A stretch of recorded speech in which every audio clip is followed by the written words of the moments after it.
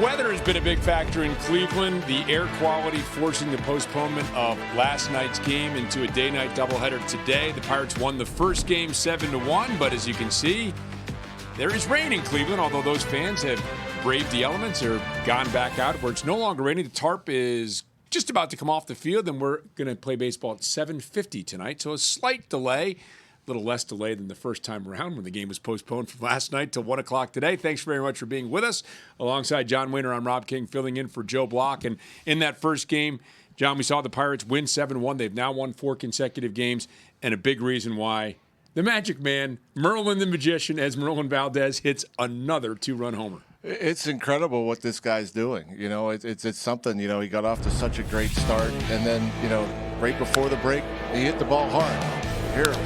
First at bat, not so good. Second at bat, 98 miles per hour, inner half of the plate, out the right center field. The power is immense. Really incredible what this guy's been able to do since he's been up here. And in particular against left-handed pitching, which he's just mashing.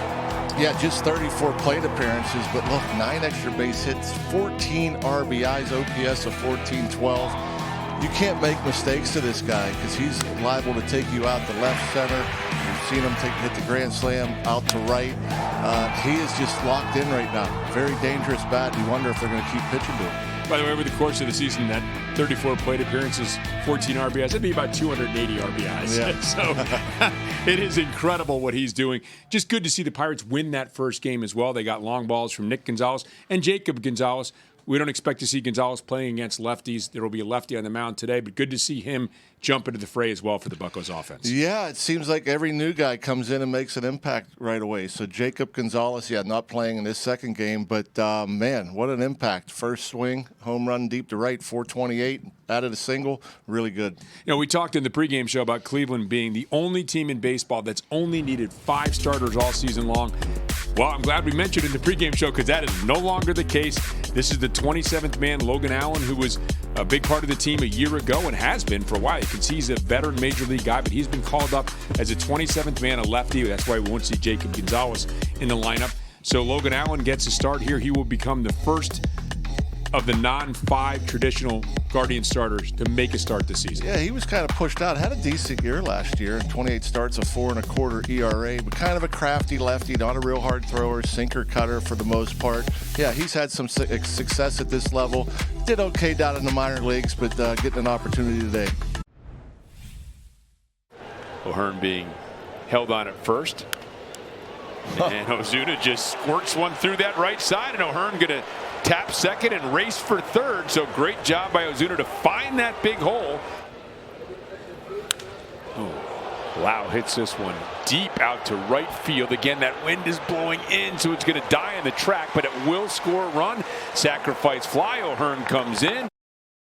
What a moment for Christian Curtis and his family. There's Christian, who's ready to make his major league debut, trotting out from the bullpen after warming up. There's his family, 20 or so members that flew up from Texas. A cutter, change, got a curve, slider.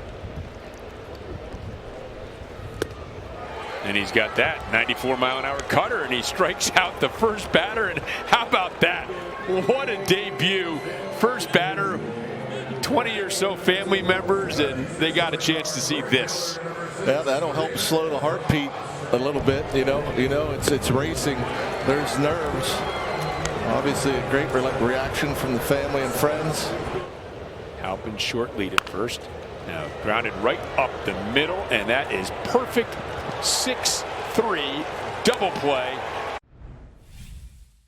Types of at-bats, and what I mean by that, a good cut there, just got underneath it. He lost it. He lost it. He lost it.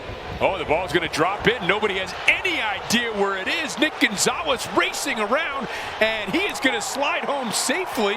You identified it. Gonzalez identified it. I'm not sure anybody else identified that that ball simply was not going to be caught. Again, it's kind of like, I don't know if it's foggy or what's going on. It's a little bit of twilight. There's times the ball goes up there and it disappears. You just lose it. And this one was way up there from Valdez. And then you can see, I give him credit because he continues to look. A lot of times the outfielder will look left and right instead of continue to look up to try to find the ball. I don't know if any of the infielders saw it. Dribbled out in front of the plate, pounced on by Hedges, throws, and Hoskins can't handle. Now racing for the plate and safe. Beating the tag attempt is Lau.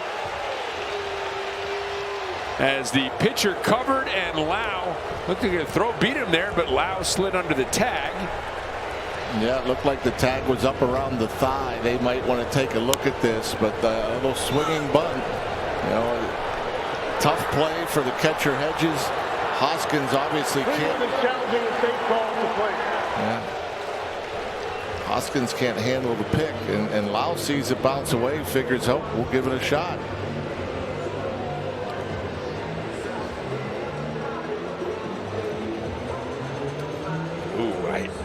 From that angle, he looks safe. So there you'll see like that left foot obviously on top of the plate.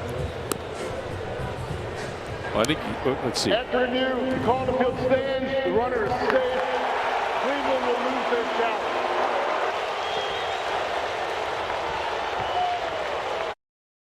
See, when the game was canceled last night, we have the doubleheader is another strikeout. Just off the plate, and Flores wants to challenge you. The catcher is challenging the ball call. ABS is powered by T-Mobile. And this is another. Overturn. Here's the 1-2 to Fry. He struck him out, strikes out the side here in the 4th inning, and the family of Christian Curtis loves it as we head to the 5th with the Bucks up 3-zip.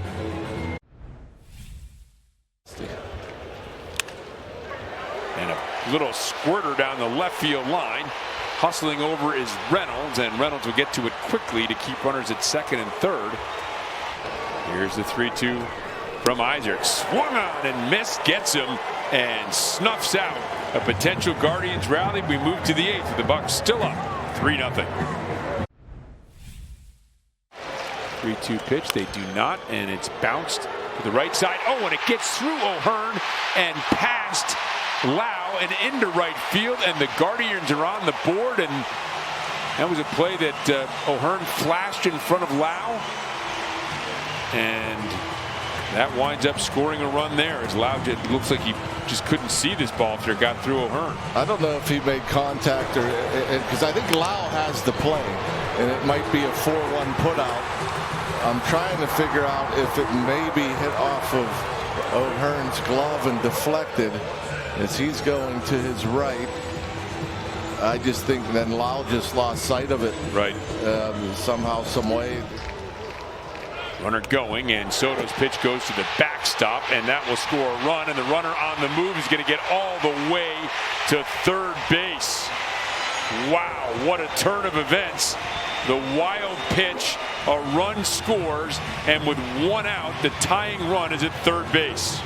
Yep, that hurts. You're thinking just throw strikes. You know, you might allow the 2nd run to score. Just avoid letting that 3rd one to come home. And my goodness, the speed all to get the 3rd. Here's the 2-1, and we are tied. Looped into right field. Watson with the big hit. Dolliter comes in, and the Guardians offense just absolutely stone silent for most of this doubleheader, and they have scored in big ways here to tie this game up. Boy, you want to talk about short and quick through the zone. Watson 98 on the hands, and he's able to turn it around. You know, these lefties, you match up with Isaac, now Soto. 0-2 from Santana.